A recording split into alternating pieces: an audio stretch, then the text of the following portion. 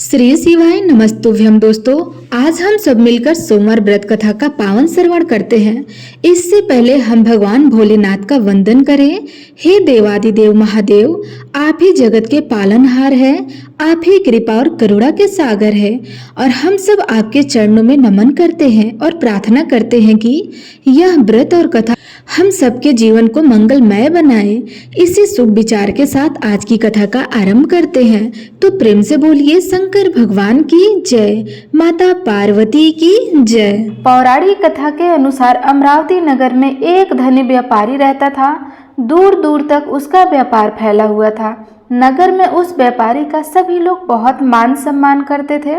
इतना सब कुछ होने पर भी वह व्यापारी बहुत दुखी रहता था, क्योंकि उस व्यापारी का कोई पुत्र नहीं था। दिन रात उसे बस यही चिंता सताती रहती थी कि उसकी मृत्यु के बाद उसके इतने बड़े व्यापार और धन संपत्ति को कौन संभालेगा। पुत्र प्राप्ति के इच्छा से वह व्यापारी हर सोमवार को भगवान शिव के व्रत और पूजा किया करता था। सायंकाल को वह व्यापारी शिव मंदिर में जाकर भगवान शिव के सामने घी का दीपक जलाता था। उस व्यापारी की भक्ति देखकर एक दिन देवी पार्वती ने भगवान शिव से कहा, हे प्रभु, यह व्यापारी आपका सच्चा भक्त है। कितने दिनों से ये सोमवार का व्रत और पूजा नियमित रूप से करता है। भगवान, आप इस व्यापारी की मनोकामनाएं अवश्य पूर्ण करें। तब भगवान शिव ने मुस्कुराते हुए कहा, हे पार्वती, इस संसार में सबको उसके कर्म के अनुसार फल की प्राप्ति होती है। प्राणी जैसा कर्म करता है उन्हें वैसा ही फल मिलता है। इसके बाद भी देवी पार्वती नहीं मानी। उन्होंने बार बार आग्रह करते हुए कहा, हे महादेव, हे प्रभु, आपको इस व्यापारी की इच्छा पूरी करनी पड़ेगी। यह आपका अनन्य भक्त है। हर सोमवार आपका विधिवत व्रत रखता है और पूजा अर्चना के बाद आपको भोग लगाकर एक समय ही भोजन ग्रहण करता है। आपको इसे पुत्र प्राप्ति का वरदान तो देना ही पड़ेगा। देवी पार्वती का इतना आग्रह देखकर भगवान शिव ने कहा, हे देवी, तुम्हारे आग्रह पर मैं इस व्यापारी को पुत्र प्राप्ति का वरदान तो देता हूँ, लेकिन इसका पुत्र मात्र 16 वर्ष तक ही जीवित रहेगा। उसी रात भगवान शिव ने स्वप्न में उस व्यापारी को दर्शन देकर उसे पुत्र प्राप्ति का वरदान भी दिया और उसके पुत्र के 16 वर्ष तक जीवित रहने की बात भी बताई। भगवान के वरदान से उस व्यापारी को खुशी तो हुई, लेकिन पुत्र की अल्पायु की चिंता ने उस खुशी को नष्ट कर दिया। व्यापारी अब भी पहले की तरह सोमवार का विधिवत व्रत करता रहा। कुछ महीने पश्चात उसके घर एक बहुत ही सुंदर पुत्र हुआ। पुत्र जन्म से व्यापारी के घर में खुशियां भर गई। बहुत धूमधाम से पुत्र जन्म का समारोह मनाया गया। व्यापारी को पुत्र जन्म की अधिक खुशी नहीं हुई, क्योंकि उसे पुत्र की अल्पायु के रहस्य का पता था, लेकिन यह रहस्य घर में किसी और को मालूम नहीं था। विद्वान ब्राह्मणों ने उस पुत्र का नाम अमर रखा। जब अमर 12 वर्ष का हुआ तो शिक्षा के लिए उसे बनारस भेजने का निश्चय किया। व्यापारी ने अमर के मामा दीपचंद को बुलाया और कहा कि अमर को शिक्षा प्राप्त करने के लिए बनारस छोड़कर आओ। अमर अब अपने मामा के साथ शिक्षा प्राप्त करने के लिए चल दिया। रास्ते में जहाँ भी अमर और दीपचंद रात्रि में विश्राम करने के लिए ठहरते थे, वहीं यज्ञ करते और ब्राह्मणों को भोजन भी कराते थे। लंबी यात्रा के बाद अमर और दीपचंद एक नगर में पहुँचे। उस नगर के राजा की कन्या के विवाह की खुशी में पूरे नगर को सजाया गया था। निश्चित समय पर बारात आ गई, लेकिन वर का पिता अपने बेटे के आँख से काना होने के कारण बहुत चिंतित था। उसे इस बात का भय सता रहा था कि राजा को इस बात का पता चलेगा तो कहीं वह विवाह से इनकार न कर दे, इससे उसकी बदनामी होगी। वर के पिता ने अमर को देखा तो उसके मस्तिष्क में एक विचार आया। उसने सोचा, क्यों न इस लड़के को दूल्हा बनाकर राजकुमारी से विवाह करा दूं। विवाह के बाद इसको धन देकर विदा कर दूंगा और राजकुमारी को अपने नगर ले जाऊंगा।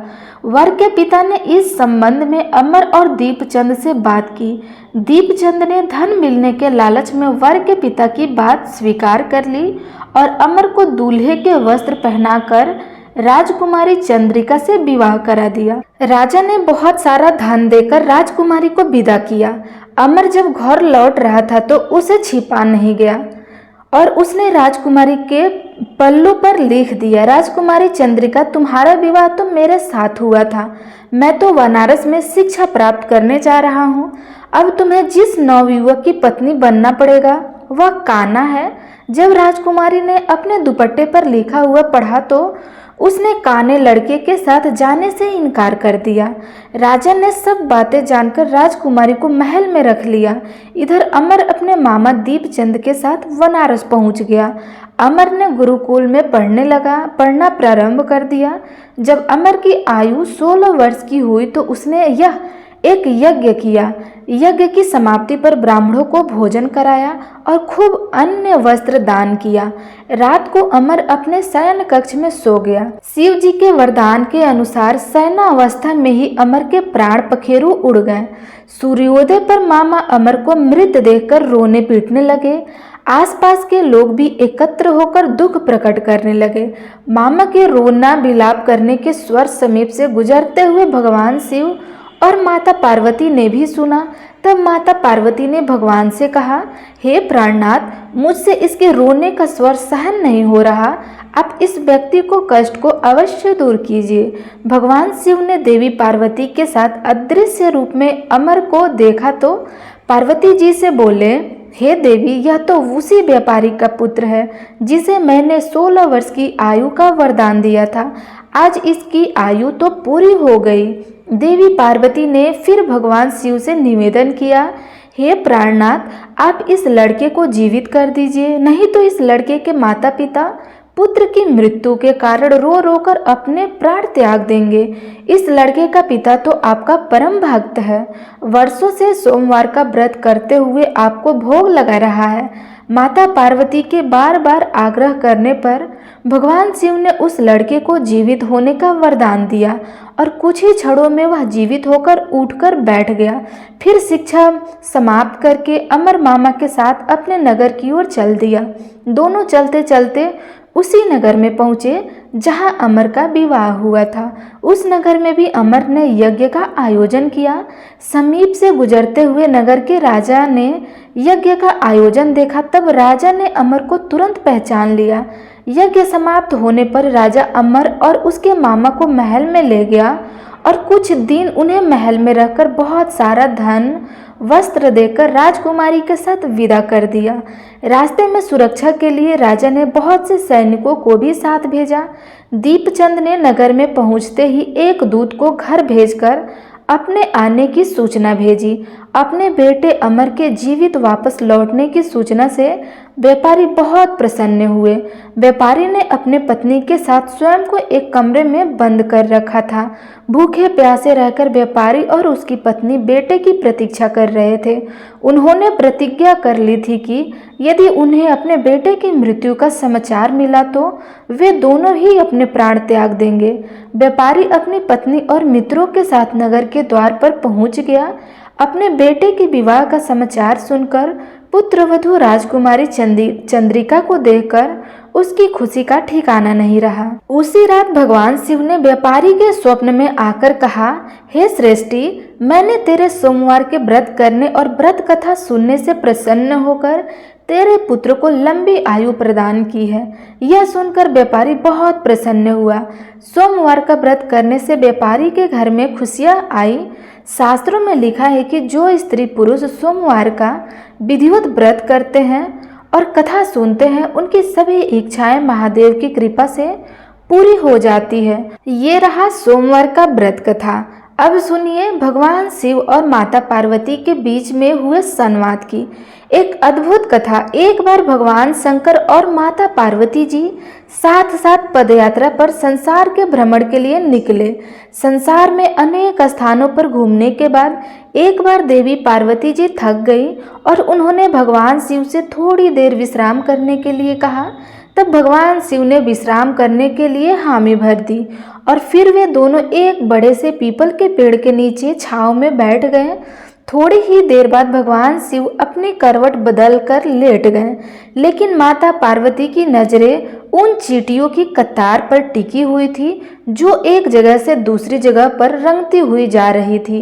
चींटियों के बीच में रास्ते में पड़ा था एक रेंगने वाला कीड़ा जिसे वे चींटियां लगातार चलते हुए काट रही थी। वह कीड़ा अपनी रक्षा करने में असमर्थ था क्योंकि चींटियां बहुत सारी थी और कीड़े को इस तरह चींटियों के काटने से अत्यधिक पीड़ा हो रही थी। वह अपनी रक्षा के लिए छटपटा रहा था। माता पार्वती जी यह दृश्य देखकर दुखी होने लगी। माता कैसे न कैसे करके उस कीड़े की पीड़ा मिटाना चाहती थी, लेकिन खुद करने में असमर्थ थी। तो माता ने कीड़ों को इस समस्या से मुक्ति दिलाने के लिए भगवान शिव से प्रार्थना की। भगवान शिव ने जब खड़े होकर उस कीड़े को देखा तो उन्होंने देवी पार्वती को समझाया कि आप इस पर ध्यान मत दो, यह किसी पीड़ा में नहीं है बल्कि अपने कर्मों का ही फल भोग रहा है। लेकिन माता पार्वती अपने कोमल हृदय से इस कठोर और पीड़ा दर्द दृश्य को देखकर बहुत दुखी थी। उन्होंने फिर से भगवान शिव से उस कीड़े की पीड़ा को मिटाने के लिए लगातार प्रार्थना की, लेकिन भगवान शिव भी उन्हें यही समझाते रहे कि इस पर ध्यान मत दो क्योंकि यह तो अपने कर्मों का फल भोग रहा है और सभी को एक न एक दिन अपने कर्मों का फल भोगना ही होता है। भगवान शिव ने इस समस्या से मुक्ति दिलाने के लिए माता पार्वती जी से वहां से कहीं दूर स्थान पर चलने के लिए कहा ताकि उनका ध्यान वहां से हट सके। लेकिन माता पार्वती जी ने भी हट पकड़ रखी थी। वह कहने लगी, प्रभु जब तक इस कीड़े की पीड़ा नहीं मिटेगी मैं यहाँ से कहीं नहीं जाऊंगी। अब भगवान शिव को देवी पार्वती जी की हट के आगे मजबूर होकर उस कीड़े की पीड़ा मिटानी पड़ी। भगवान शिव बोले, देवी ठीक है मैं इसका कष्ट दूर कर रहा हूँ, लेकिन अगर बाद में यह कुछ गड़बड़ करे तो तुम मुझे दोष मत देना। भोलेनाथ की बात सुनकर देवी पार्वती जी कहने लगी, ठीक है प्रभु, पहले आप इसका कष्ट तो मिटाइए। फिर भगवान शिव ने अपनी शक्तियों से उस कीड़ों की राजा चींटियों को उसकी प्रजा और उनके लिए बहुत ही सुंदर नगरी बना दी जिसमें राजा का आलीशान महल था। अब यहाँ से उस राजा की वास्तविकता शुरू होती है जिस कारण उसे एक कीड़े के रूप में पीड़ा मिल रही थी। अब जब सब कुछ बनकर तैयार हो गया तब भगवान शिव ने राजा से जो पहले जन्म में कीड़ा था उससे कहा कि भाई अब तू अपना राजपाट संभाल, हम यहाँ से चलते हैं। लेकिन राजा अपने व्यवहार से बड़ा ही घमंडी था और वह चरित्रहीन भी था। उसने माता पार्वती जी की ही सुंदरता पर मोहित होकर उनका ही हाथ पकड़ लिया और भगवान शिव का यह कहकर अपमान किया कि तू एक योगी वन वन भटकने वाला एक साधारण सा ब्राह्मण, भला तेरे साथ यह सुंदर स्त्री कैसे रह सकती है? अरे इसकी जगह तो मेरे महल में है जिसे मैं अपनी रानी बनाऊंगा। इतनी सुंदर स्त्री एक राजा की रानी ही बन सकती है ना कि एक साधारण से योगी की जिसे ना अपने आज का पता है ना कल। आप अपने कल का अब मेरी बात सुनो और यहाँ से चुपचाप चला जा, यह तो मेरी रानी बनेगी। तब भगवान शिव ने उस राजा को जो अपने पूर्व जन्म में कीड़ा था समझाने की बहुत कोशिश की। भगवान बोले, यह मेरी पत्नी है, तू अपना राजपाट संभाल, तुझे तो हजारों रूपमती मिल जाएंगी। भगवान शिव ने उसे समझाने का बहुत प्रयास किया लेकिन वह राजा था कि अपनी ही जीत पर अड़ा रहा। तब भगवान शिव कहने लगे, ठीक है राजा, तुम इसे अपनी रानी बना लो, मैं चला जाता हूँ। भगवान की यह बात सुनते ही माता पार्वती भगवान शिव के चरणों में गिर पड़ी और बोली, हे स्वामी, आप मुझे इस दुविधा में छोड़कर अकेले कैसे जा सकते हैं? तब भगवान शिव बोले, देवी मैंने तो तुमसे पहले ही कहा था कि मैं इसका कष्ट मिटा दूंगा, लेकिन बाद में अगर यह कुछ गड़बड़ करता है तो तुम मुझे इसका दोष मत देना। माता पार्वती जी बोली, हे नाथ, मुझे क्षमा कीजिए, मैं कर्म सिद्धांत को नहीं पहचान सकी, लेकिन अब मैं समझ गई हूँ कि यह घमंडी और चरित्रहीन मानव अपने पिछले जन्म के कर्मों का ही फल भोग रहा था। इस क्रूर मानव ने अवश्य ही अपने जीवन में अनंत पाप किए होंगे जिसका दंड इसे आज इस कीड़े के रूप में भुगतना पड़ रहा है। अब भगवान शिव प्रसन्न हुए कि चाहे देवी पार्वती ने हट करके ही इसका कष्ट मिटाना चाहा, परंतु अब वह कर्म सिद्धांत को समझ चुकी थी। फिर भगवान शिव ने अपनी शक्तियों से सारी परिस्थितियां पहले जैसी ही कर दी। राजा को वही पहले की तरह कीड़ा और प्रजा को पहले की तरह चींटियां बनाकर उसके कर्म सिद्धांत को उसके हाल पर छोड़ दिया। अब माता पार्वती जी भी प्रसन्न होकर भगवान शिव के साथ अपने भ्रमण पर पुनः निकल पड़ी। इसी तरह प्राणियों को अपने अच्छे और बुरे कर्मों का फल तो भोगना ही पड़ता है। आज नहीं तो कल, कल नहीं तो परसों, और इस जन्म में नहीं तो अगले जन्म में फल तो भोगना ही पड़ता है। प्रिय श्रोताओं, अब आपको सुनाते हैं 9 ग्रहों की कथा। ज्योतिष शास्त्र में 9 ग्रहों को बहुत ही महत्वपूर्ण माना जाता है, क्योंकि इन्हीं ग्रहों की चाल के कारण सभी राशियों के जीवन पर सकारात्मक या नकारात्मक प्रभाव पड़ते हैं। लेकिन कथा सुनने से पहले आपको 9 ग्रहों के माता पिता के बारे में भी बताते हैं कि इन सभी 9 ग्रहों के माता पिता कौन हैं। ज्योतिष विज्ञान में ग्रह और उनकी दशा का विशेष महत्व है। यह सभी 9 ग्रह किसी क्षेत्र जैसे शिक्षा, ज्ञान, धन, लाभ, हानि इनका प्रतिनिधित्व करते हैं। सबसे पहले ग्रह की बात करते हैं। सूर्यदेव। सूर्यदेव के पिता का नाम कश्यप है और इनकी माता अदिति है। पंच देवताओं में सूर्यदेव का विशेष महत्व है। इनकी 2 पत्नियां हैं जिनका नाम संध्या और छाया है। शनिदेव भगवान सूर्य के पुत्र हैं और यमराज और देवी यमुना भी इनकी संतान है। दूसरे ग्रह हैं चंद्र ग्रह। चंद्रदेव महर्षि अत्रि के पुत्र हैं और इनकी माता का नाम है अनुसुईया।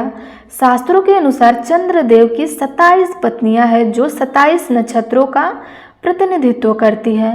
चंद्रदेव बुध ग्रह के पिता हैं। तीसरे ग्रह मंगल है। ग्रह में बताया गया है कि मंगल देवता के पिता भगवान शिव है और भूदेवी इनकी माता है। मंगल पूरी तरह से ब्रह्मचारी है। मांगलिक दोष का संबंध भी इन्हीं ग्रह से होता है। चौथे ग्रह है बुध ग्रह। बुध देव के पिता चंद्र और देवी तारा। इनकी माता का नाम है। बुध देव को समस्त वेद और शास्त्रों का ज्ञान देव गुरु बृहस्पति से प्राप्त हुआ था और इनकी पत्नी का नाम ईला है। चंद्रवंश का प्रारंभ भी इन्हीं से हुआ था। चौथे ग्रह है बृहस्पति देव। गुरु बृहस्पति के पिता महर्षि अंगिरस है और स्वरूपा इनकी माता का नाम है और इनकी पत्नी का नाम तारा है। महाभारत काल में मुख्य भूमिका निभाने वाले गुरु द्रोणाचार्य इनके पौत्र माने जाते हैं। शास्त्रों में इन्हें देवताओं का गुरु भी बनाया गया है। 5वें ग्रह है शुक्र ग्रह।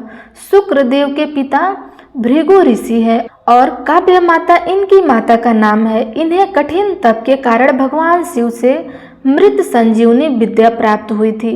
इनकी पत्नी का नाम जयंती है जिन्हें देवराज इंद्र की पुत्री के रूप में जाना जाता है। 6ठे ग्रह है शनि ग्रह। शनिदेव भगवान सूर्य के पुत्र हैं और इनकी माता का नाम छाया है। लेकिन शनि का स्वरूप अपने पिता के गुणों से बिल्कुल विपरीत है।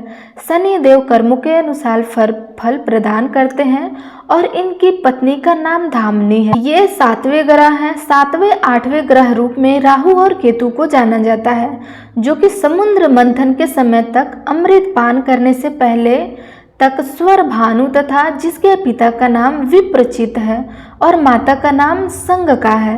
राहु की 2 पत्नियां हैं जिनका नाम नगवली और नागकड़ी है। इनका वाहन काले अश्व वाला रथ है।